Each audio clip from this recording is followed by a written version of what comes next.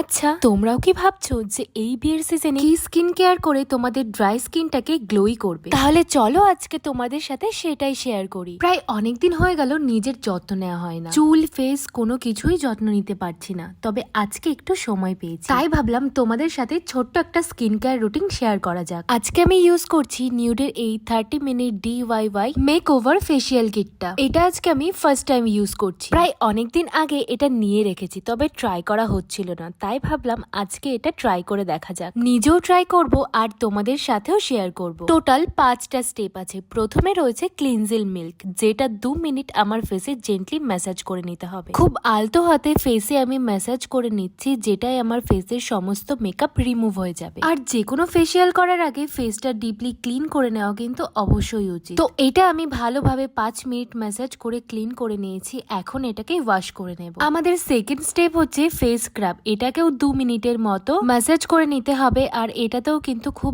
আস্তে আস্তে আলতো হাতে ম্যাসাজ করব। কোনো রকম একটা প্রেসার দেব না, যেহেতু এটা একটু দানা দানা হয়, তাই দেখা যাবে বেশি প্রেসার দিলে শেষের দিকে ফেসটা ইরিটেট হয়ে জ্বলতে শুরু করবে। তো খুব আস্তে আস্তে আমি ম্যাসাজ করছি। এটা ইউজ করলে কি হবে, আমাদের স্কিনের ব্লাড ফ্লো ওটা অ্যাক্টিভ হয়ে যাবে, খুব সুন্দর একটা রেডিয়েন্ট গ্লো চলে আসবে, আর ফেসের যা ডেড স্কিন সেলস আছে সেটাও রিমুভ হয়ে যাবে। দেখতেই পারছো আমি সার্কুলার মোশনে আস্তে ধীরে ম্যাসাজ করছি। 2 মিনিট এটাকে ম্যাসাজ করে তারপর 2 মিনিট এটাকে ফেসে ছেড়ে দেবো। টোটাল থাকবে 4 মিনিট। তারপর এটাকে রিমুভ করে নেব। তো দেখো ওয়াশ করার পর আমার স্কিনে কতটা গ্লো করছে। আমাদের থার্ড স্টেপ হচ্ছে ম্যাসাজ ক্রিম। ম্যাসাজ ক্রিমটা খুব ভালোভাবে টোটাল 5 মিনিট ম্যাসাজ করতে হবে। আর এই স্টেপ গুলো ফলো করে কিন্তু তোমরা ঘরে বসে সুন্দর একটা ফেসিয়াল করতে পারো। এই ম্যাসাজ ক্রিমটার বেনিফিট রয়েছে, এই ক্রিমে আছে এসেন্সিয়াল অয়েল, যেটা আমাদের স্কিনটাকে খুব ভালোভাবে কেয়ার করবে, ইনস্ট্যান্ট গ্লো প্রোভাইড করবে, সাথে আমাদের স্কিনের ডার্ক স্পট, অ্যাকনি স্টার সবকিছু রিমুভ করে দেবে। আমি ম্যাসাজ ক্রিমটা মিনিমাম 5 মিনিট ম্যাসাজ করেছি, তারপর ফেসটা ভালোভাবে ওয়াশ করে নিয়েছি। আমার স্কিনটা এখন দেখতেই পারছো কতটা গ্লো করছে, আর স্কিনের টেক্সচারটাও কতটা সুন্দর হয়ে গেছে।